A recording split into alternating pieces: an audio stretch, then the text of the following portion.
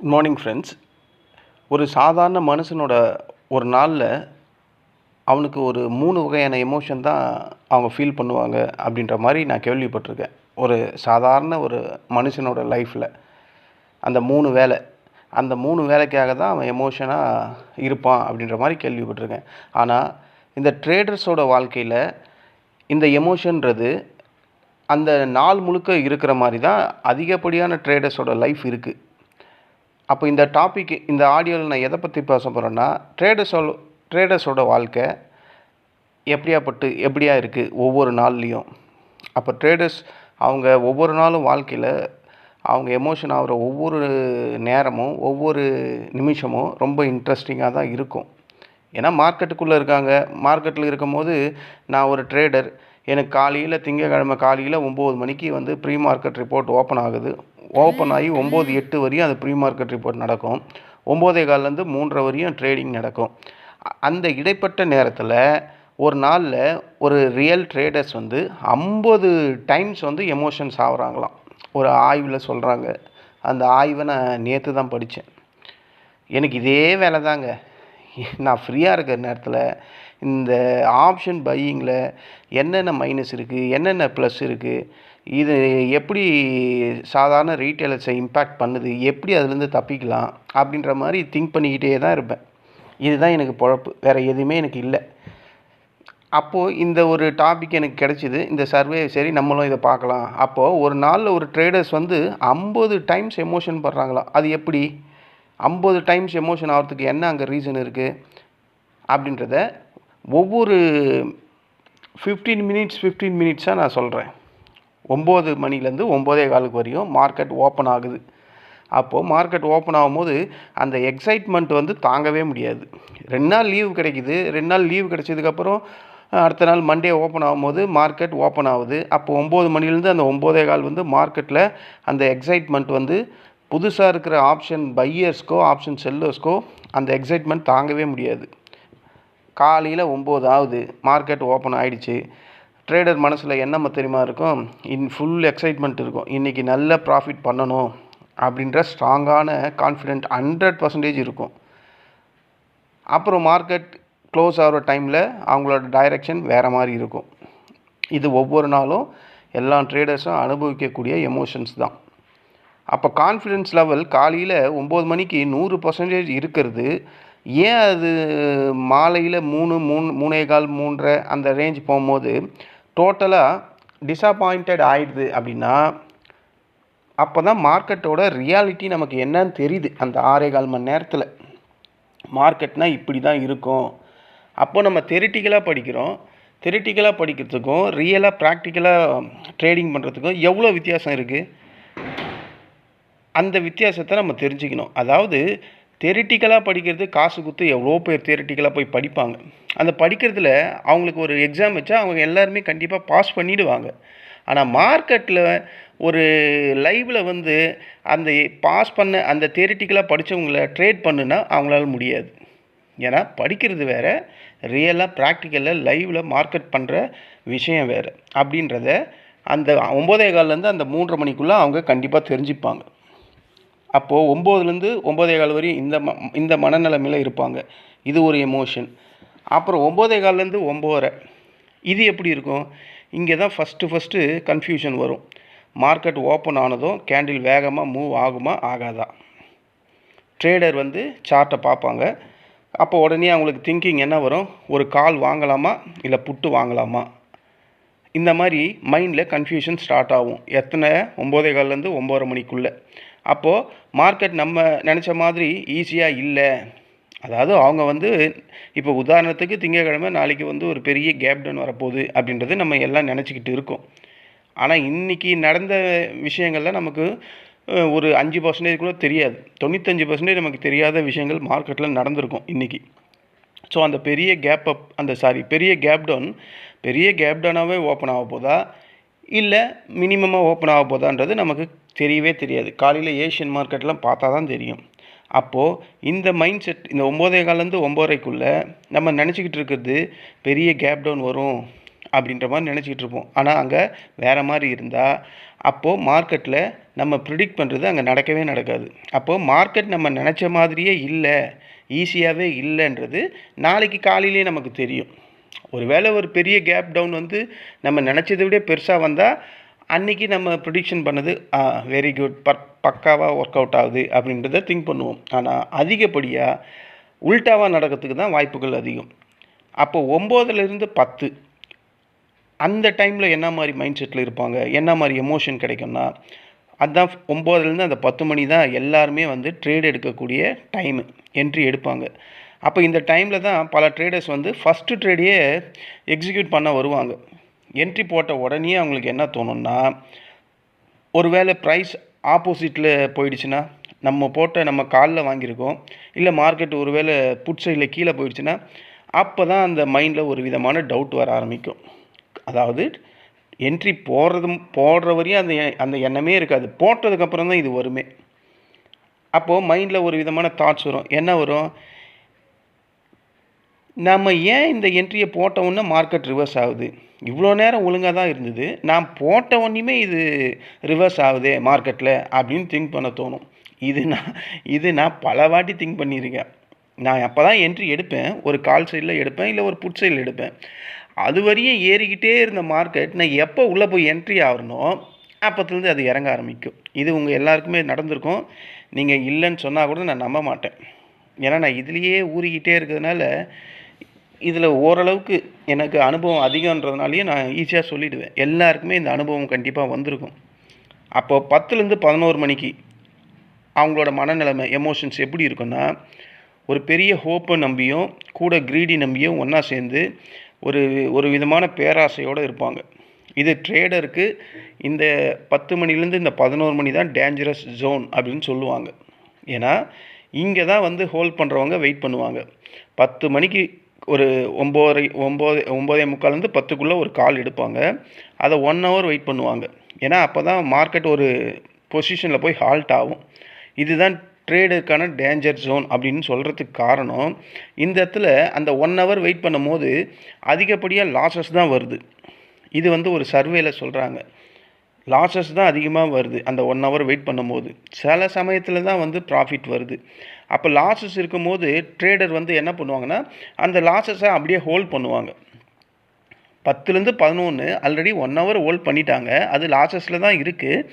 அந்த டைமில் மறுபடியும் இன்னும் ஹோல்ட் பண்ணலாம் அப்படின்ற மாதிரி மைண்ட் செட்டு வரும். அப்போ அந்த மைண்ட் செட்டு 2 விதமாக தோணும்.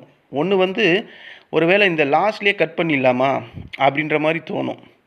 இல்லை, ரெண்டாவது இல்லை வெயிட் பண்ணலாம், ரெக்கவரி கண்டிப்பாக வரும், எத்தனை வாட்டி நம்ம பார்த்துருக்கோம் அப்படின்ற இன்னொரு தாட் வரும். இதில் ஃபஸ்ட்டு தாட்டு வந்து கிட் பண்ணிட்டா அவன் தப்பிச்சிட்டான் அன்றைக்கி, அதாவது மினிமம் லாஸ்ட்லேயே தப்பிச்சிக்கிட்டான்னு அர்த்தம். ஆனால் ரெண்டாவது அந்த தாட்ஸ் வருது பார்த்தீங்களா, இல்லை வெயிட் பண்ணலாம், ரெக்கவரி கண்டிப்பாக வரும்னு நினைக்கிறவங்க சுத்தமாக அன்றைக்கி காலி ஆகிடுவாங்க. ஏன்னா மார்க்கெட் அவங்க நினச்சதுக்கப்புறம் ரெக்கவரி வரவே வராது, இன்னும் ஃபர்தராக கீழே இறங்கும் 300-400 பாயிண்ட்டு இறங்கும் போது அப்போ இவங்க வாங்கி வச்சுருந்த இந்த மணி கூட என்ன ஆகிடும், ஓடிஎம்மாக மாறிடும். அப்போ ஓடிஎம் வந்தாவே என்ன அர்த்தம், மார்க்கெட்டில் அது 0 ஆக போகுதுன்னு அர்த்தம். அப்போது நீங்கள் இன்வெஸ்ட்மெண்ட் பண்ண உங்கள் டோட்டல் ப்ரீமியம் காலி அப்படின்றது தான் அந்த இடத்துல மீனிங். அப்போது இந்த 10லேருந்து 11 மணிக்கு வரக்கூடிய அந்த 2 விதமான மைண்ட் செட்டு தான் உங்களை பெரிய லெவல் லாஸுக்கு கொண்டு போகுது அப்படின்றத நம்ம இங்கே புரிஞ்சுக்கணும். அப்போது அந்த ஃபஸ்ட்டு மைண்டு சொல்லுது பார்த்தீங்களா, ஃபஸ்ட்டு ஒரு தாட்டு 10லேருந்து 11 மணியில் 2 வகையான தாட்ஸ் வருதுன்னு சொன்னால, அந்த ஃபஸ்ட்டு தாட்ஸை தான் நம்ம எடுத்துக்கணும். போதும், இந்த லாஸே போதும், கட் பண்ணிடலாம் அப்படின்ற மாதிரி திங்கிங் கொண்டு வரணும். இல்லை அது ரெக்கவரி ஆகும்னு நினச்சா கண்டிப்பாக ரெக்கவரி ஆகிறதுக்கு வாய்ப்புகள் இல்லை. 11லேருந்து 12 இந்த டைம் என்ன ஆகும், ஃபஸ்ட்ரேஷன் அப்படின்னு சொல்லுவாங்க. அந்த ஃபஸ்ட்ரேஷன் டைமே அதுதாங்க, 11லேருந்து 12. இந்த டைமில் ட்ரேடர்ஸ் அதிகமாக ஃபஸ்ட்ரேட்டட் ஆகுவாங்க. நான் சொன்னேன்ல, அதாவது ட்ரேடர் வந்து ஸ்டாப் லாஸ் போட்டிருப்பாங்க, இல்லை வெயிட் பண்ணலான்னு வெயிட் பண்ணுவாங்க. 12 மணி ஆகும்போது அவங்க வெயிட் பண்ண அந்த டைம் எல்லாம் தாண்டி அதிகப்படியான லாஸஸ் வந்துடும். சில பேர் ஸ்டாப் லாஸ் போட்டு வச்சுருப்பாங்க, அந்த ஸ்டாப் லாஸையும் போய் அது ட்ரிகர் பண்ணிடும்.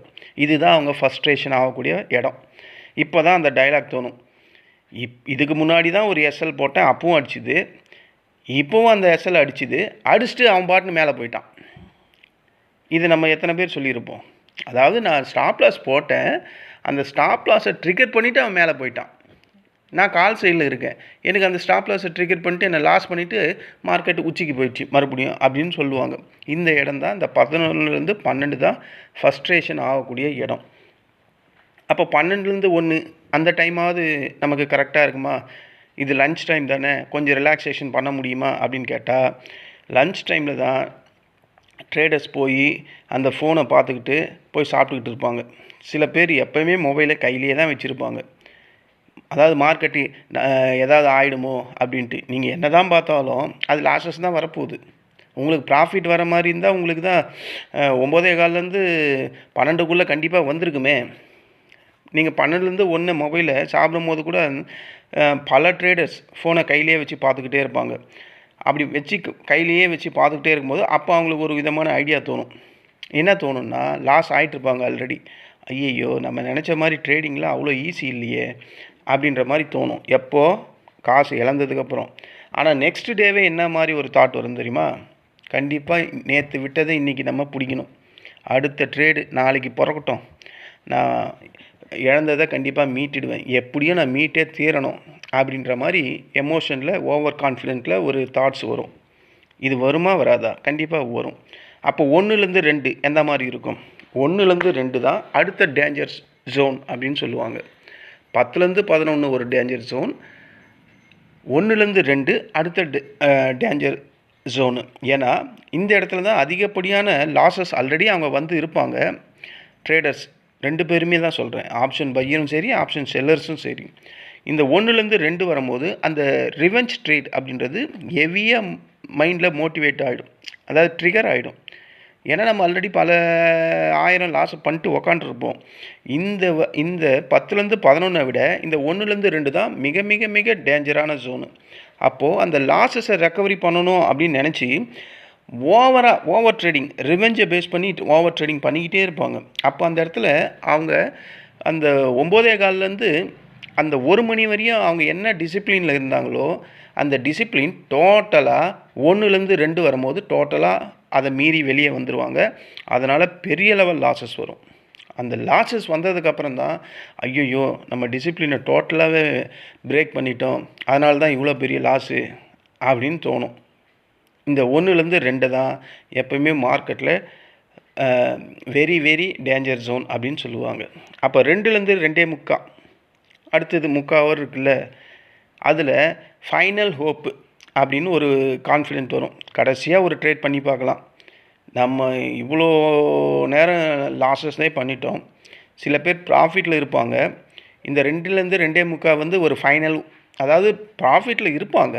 ஆனால் அவங்களுக்கு தோன்ற ஹோப் எப்படி இருக்குன்னா, இன்னும் ஒரு ட்ரேட் பண்ணி பார்க்கலாம், ஒரு 1000 ரூபாய் 500 ரூபாய் வந்தால் நமக்கு ப்ராஃபிட் தானே அப்படின்னு நம்பி உள்ளே வருவாங்க. அப்போது அந்த ட்ரேடு தான் ஏற்கனவே இவங்க ப்ராஃபிட் பண்ணி வச்சுருந்த மொத்த ப்ராஃபிட்டையும் அழிச்சிட்டு லாஸுக்கு கொண்டு வந்து நிற்க வச்சிடும். அதோடு முடிஞ்சணும்னு கேட்குறீங்களா? இல்லை, இந்த லாஸஸை ரெக்கவரி பண்ணணுன்ட்டு 2:45லேருந்து 3 மணிக்குள்ளே இன்னொரு ட்ரேட் எடுத்துருவாங்க. அப்போது அது இன்னும் லாஸ் ஆகிடும். ஸோ இப்படி தாங்க லாஸஸ் வந்துக்கிட்டே இருக்குது. அப்போது ஒரு நாளில் இத்தனை ட்ரேட் பண்ணும்போது நம்மளோட மைண்ட் செட் என்ன ஆகுதுன்னா, நம்மளோட கேபிட்டலை ப்ரொடெக்ட் பண்ணணுன்ற அந்த தாட்ஸே வராது.